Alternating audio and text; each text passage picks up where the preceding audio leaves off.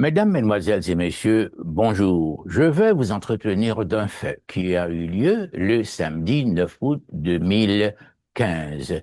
Et il s'agit de la présentation des hommages au professeur Michel Philippe Lerbourg au musée de Queens. Et ça a été une véritable apothéose.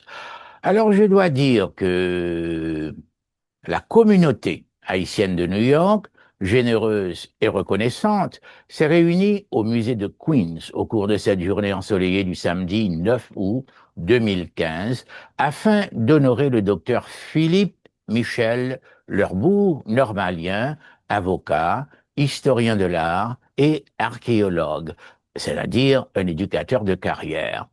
J'ai voulu partager avec vous mes notes, des impressions au cours de cette expérience. Alors, nous allons faire le récit de la cérémonie et des hommages et tout ce qu'a reçu le professeur Lerbourg. Eh bien, on a initié cette excellente activité au deuxième étage de l'immeuble le plus récent du musée à Queens, au parquet de verre, où nous avons eu 250 invités environ, serrés les uns contre les autres, et qui tenaient à exprimer leur admiration et leur sentiment de solidarité au docteur Lerbourg, un véritable champion dans le monde de l'éducation en Haïti et dans le monde international. Alors, il s'agit également d'élaborer un peu sur sa formation, les lieux de ses études, de son enseignement, dans quel pays, et surtout les institutions en Haïti où il a exercé son professorat.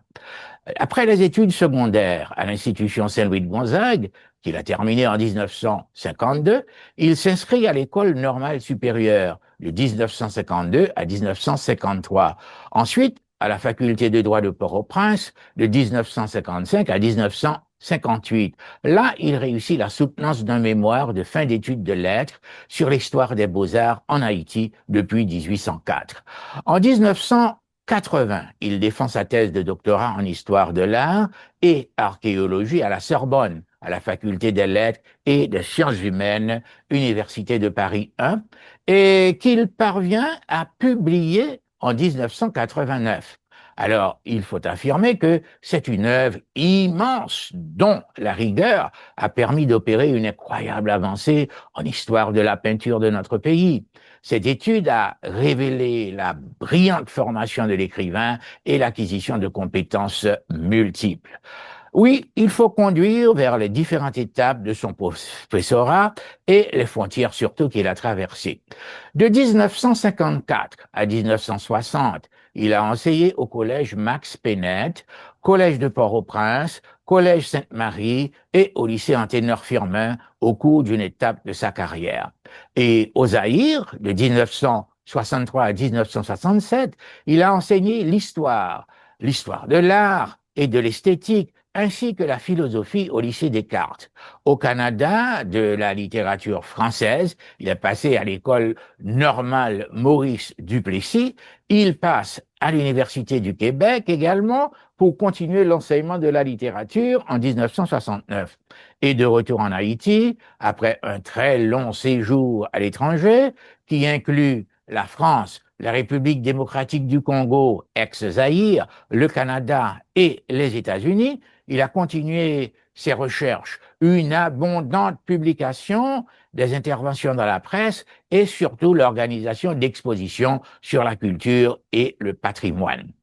De ces nombreuses activités, on doit retenir surtout les cours d'histoire de l'art à l'Institut français d'Haïti, son poste de directeur de l'École nationale des arts et de doyen de l'Institut d'études et de recherche africaines d'Haïti.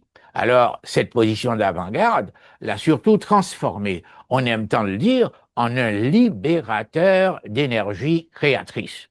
Et d'abord, il faudra revenir à la cérémonie. Et qu'est-ce qui a eu lieu au début?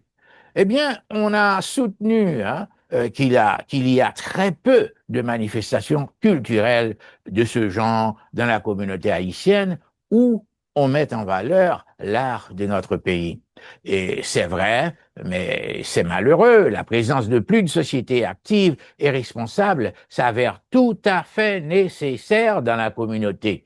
Je pense certainement à des entités qui se préoccuperaient beaucoup plus de l'éducation et de la culture et qui en feraient leur promotion de manière continue au niveau collectif.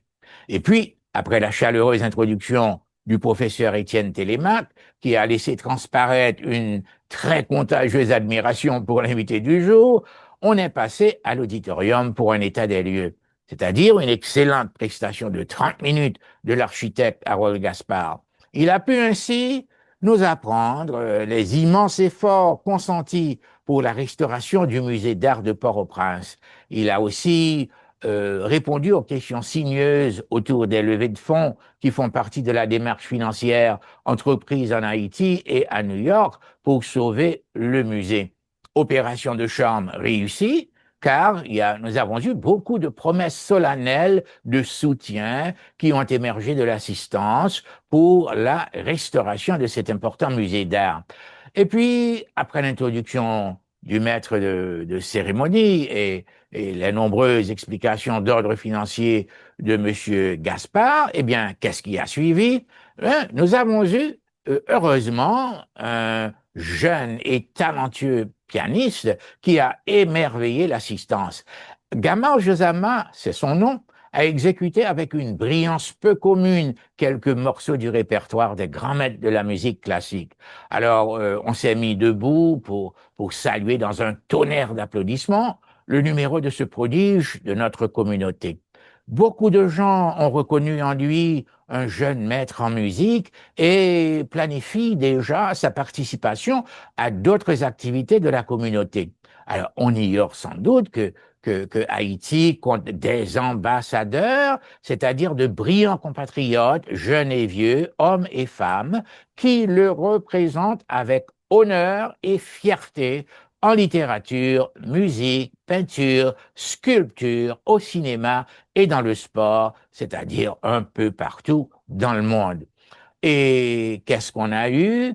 Est-ce qu'on a eu des témoignages de certains parents, de certains amis ou d'anciens étudiants qui auraient reçu le précieux enseignement de ce grand professeur de culture? Oui, nous avons eu plusieurs, les uns plus émouvants que les autres. D'abord, Paul Corbanez, le président de la Fondation Toussaint Louverture, a ouvert la série. Il a mis l'accent sur l'importance de sa rencontre avec le docteur Lerbourg, son courage incomparable dans la publication et l'enseignement, et surtout le travail formidable qu'il a effectué après l'horrible tremblement de terre de janvier 2010 pour la restauration de certaines institutions haïtiennes. L'art, à travers les siècles, eh bien, cette étude-là nous a permis de mieux comprendre l'évolution des civilisations et cet art, on ne peut mieux le saisir qu'à travers ses meilleurs artistes. Et puis, beaucoup d'entre eux sont connus surtout grâce aux recherches et écrits du docteur Lerbourg. Et d'autres étudiants se sont aussi manifestés en face de l'enthousiasme de cet incomparable enseignant. Oui, il s'est révélé un professeur d'énergie très catalyseur, nous a dit Roland Delma. Roland Delma, c'est qui? C'est l'un de ses anciens étudiants qui demeure encore très fidèle à son enseignement. Magali Domas, une autre ancienne étudiante, a fait émerger beaucoup d'émotions à la surface au cours de son témoignage. Elle a invoqué avec une profonde reconnaissance, le leadership culturel et intellectuel du savant professeur. Les mots du grand peintre Éric Giraud, ceux de Raymond Dussec, et un grand homme de théâtre, ceux de Julien Jumel, de la Fondation Toussaint Louverture, eh bien, lui, il a remis le certificat de mérite, eh bien, tout cela a servi à reconnaître dans une étonnante unanimité la mission réussie de cet homme dans la cité. Et moi, qu'est-ce que j'ai fait de particulier en ces moments? Je dois avouer que je n'ai pu résister durant ces minutes précieuses. Ce sont des moments d'épiphanie. Hein. Il fallait adresser moi-même mes remerciements à un professeur qui avait tant donné à la jeunesse de notre pays. Il fallait reconnaître et proclamer haut et fort à tout le monde présent les miracles successifs que cet homme extraordinaire avait accomplis et a pu faire ressortir sa place unique, cette place qui lui revient dans le domaine de l'éducation.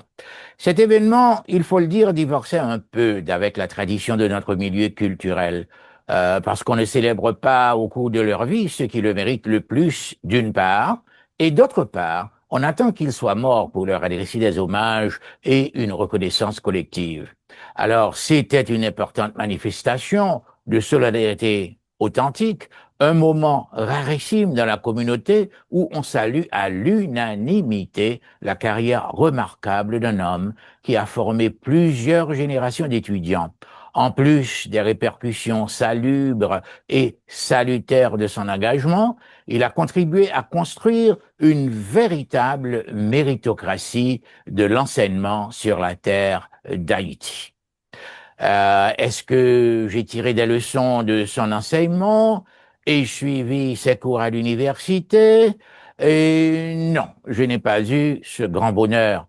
J'ai lu, en revanche, Haïti et ses peintres en 1989, quand il fallait explorer les maîtres de la peinture vaudou, tels que Gérard Valsin, Hector Hippolyte, Préfète Dufaux, La Fortune Félix, André Pierre et Saint-Brice. Alors, ces deux volumes, je dois le dire, ont atteint un horizon indépassable.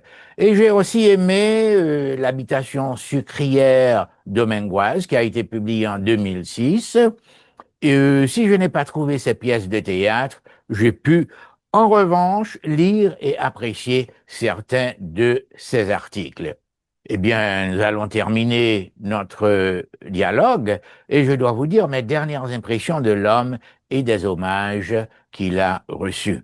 Eh bien, j'ai eu aussi l'inoubliable plaisir de le rencontrer et de le présenter avec l'historien Pierre Buteau dans le cadre d'une activité culturelle de la Fondation Mémoire à New York il y a quelques années.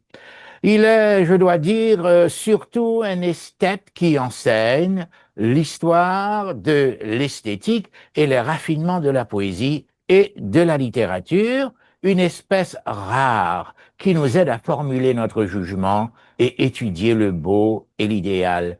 Et c'est dans des moments de communion fraternelle et communautaire que l'on sacre et consacre ce dont nous admirons les qualités, les efforts, un dévouement quasi total qui s'érige et dont l'objectif prioritaire veut réduire les douleurs de l'être sur la terre d'Haïti et dans le monde, notre habitat.